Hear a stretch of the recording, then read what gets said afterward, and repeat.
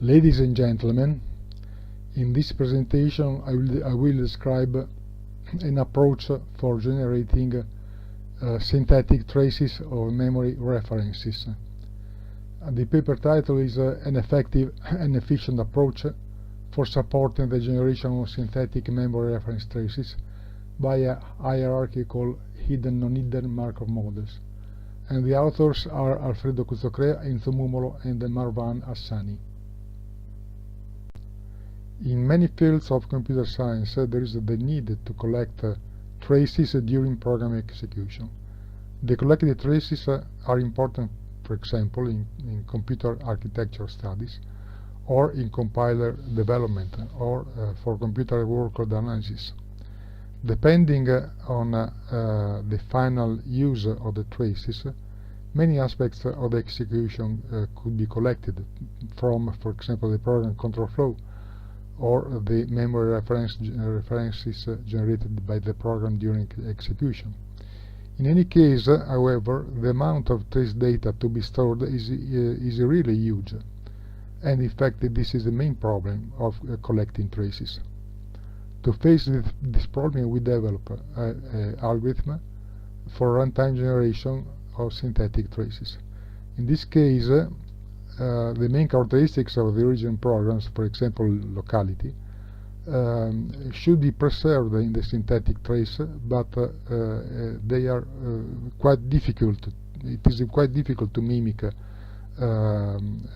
exactly locality in original traces in synthetic traces. In this paper, we describe a synthetic trace generation approach based on machine learning algorithm, which is able to replicate the locality of original traces. In particular, we devise a Markov model-based algorithm that must be trained with the some real execution sequences of the programs whose traces we want to synthetically generate. In this work, we consider traces of instruction memory references. Such traces are generally used for instruction cache optimization. The traces are long sequences of the address of each instruction that is executed. First of all, the sequence is divided in frames of 20 to 100 addresses.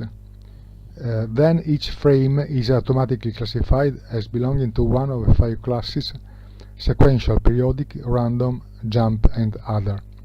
The frames classified as other are the frames for which all the other classifications have failed.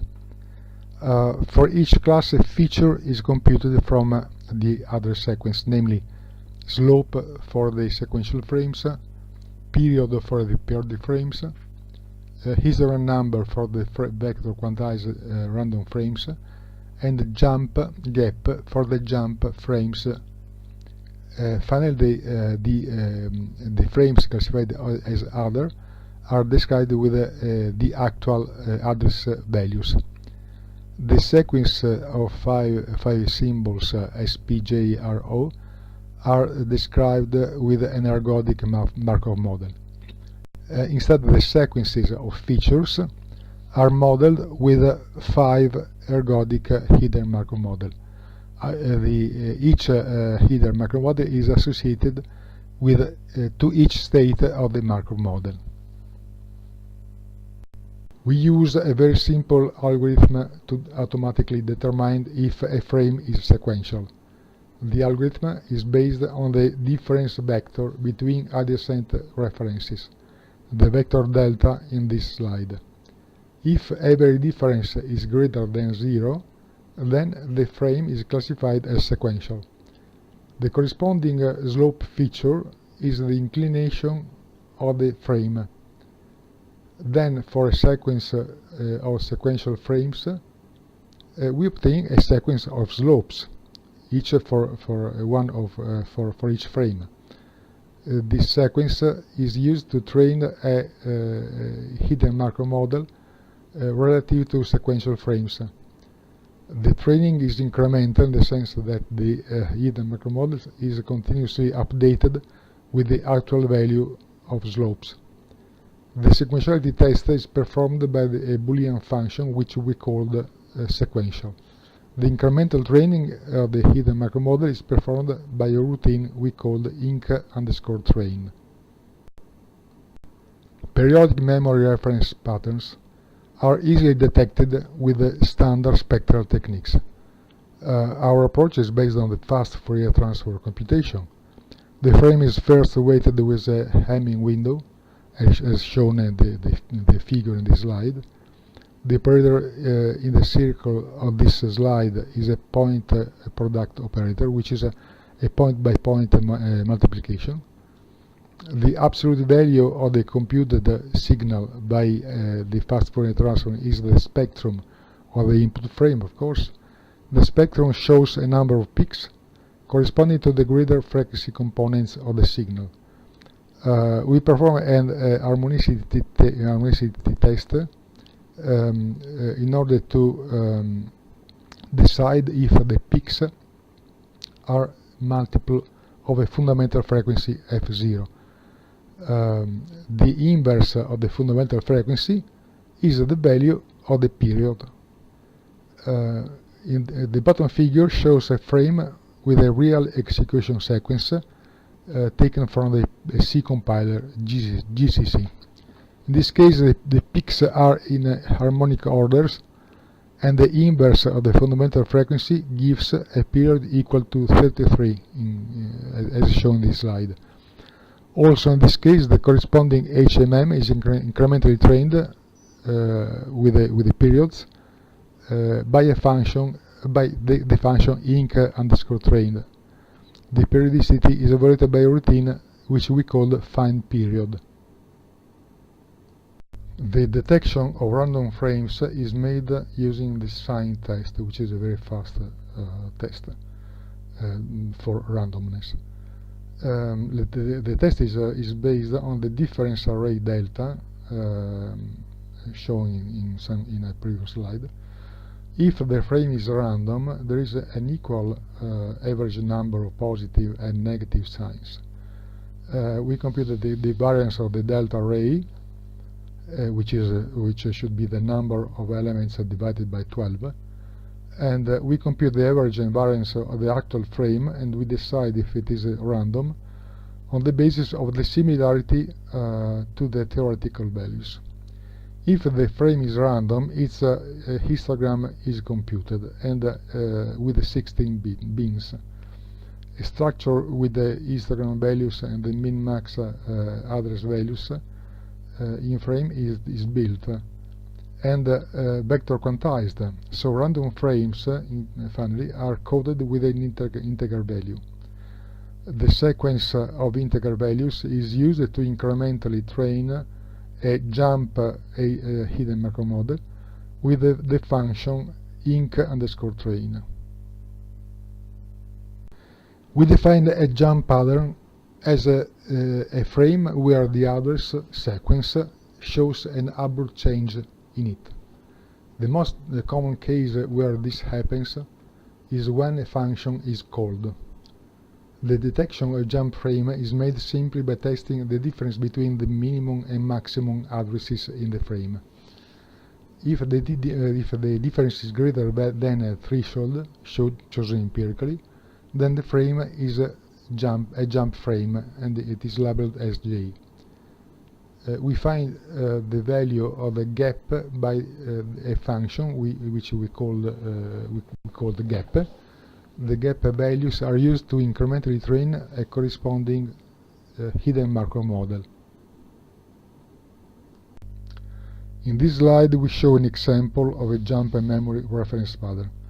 In this slide we refer to the example code shown in the box, which is in access to a sparse array using an index array. If the index array is random, the random function, which is RND, of course in C language, is called, and this creates a jump. The extension of the jump, which we call in this paper a gap, depends on the type of call. For example, if we made a system call, the gap is very high compared to the gap obtained with calls to methods or functions inside the code. In this slide we show an example of a portion of memory reference representation. Each frame is classified as one of the five classes as shown before, and therefore each frame is labeled with a label which can be S, P, R, J or O, and together with the label we compute a feature. For example, in this example we can see that we have a sequential frame with a slope of 4, and followed by another sequential frame with a slope of 5, and so on. We use a macro model chain to model the sequence of labels, and while the sequence of features is modeled with a given hidden macro model. So this is a bidimensional representation, of course. The topology of our macro model based machine learning algorithm is depicted in this slide. In the center of the figure there is the ergodic macro model for the 5 labels. Each state is connected to the associated hidden macro model, which models the sequences of slope, period, gaps and histogram numbers. The transition matrix of the inner macro model is estimated from the training sequence, while the hidden macro models, which are used to model the sequences of the features associated with the 5 labels, is mostly trained using the standard Van-Welch algorithm. The difference between our hidden macro models and the standard hidden macro model is that our hidden macro model contain also a termination node, which is needed to for representing the sequence duration. The hidden macro model trained with the values of the features, namely slope, period, gap, histogram numbers, and others values, are used to stochastically generate sequences of the same features. The procedure is very straightforward. We start from an initial macro model state, for example S, and we follow the link to the corresponding hidden macro models. And with this hidden macro model, we generate a sequence of values of the same features until we reach the termination state. Therefore, a sequence of parameters is generated with a macro model. From this sequence, it is very simple to reconstruct a sequence of instruction memory references. To experimentally evaluate the synthetic traces obtained by the described algorithm, we used some programs taken from the CPU Smc2018 benchmark suite. From these programs, some execution sequences are obtained by running the programs with different input data, and we trained our hidden non-hidden macro model, and we generate sequences of label and features.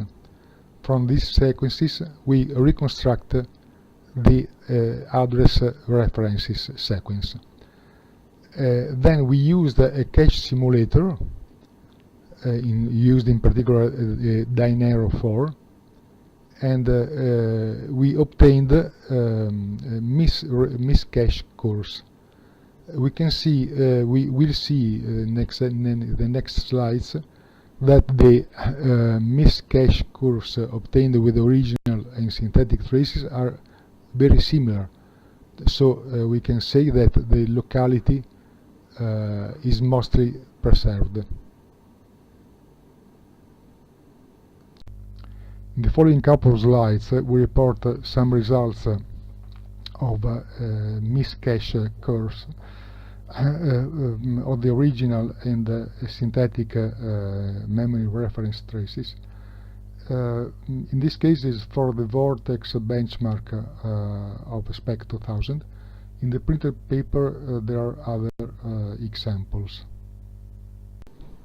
The cache curves shown in this slide are related to the program gzip of the Smc2000 benchmark suite.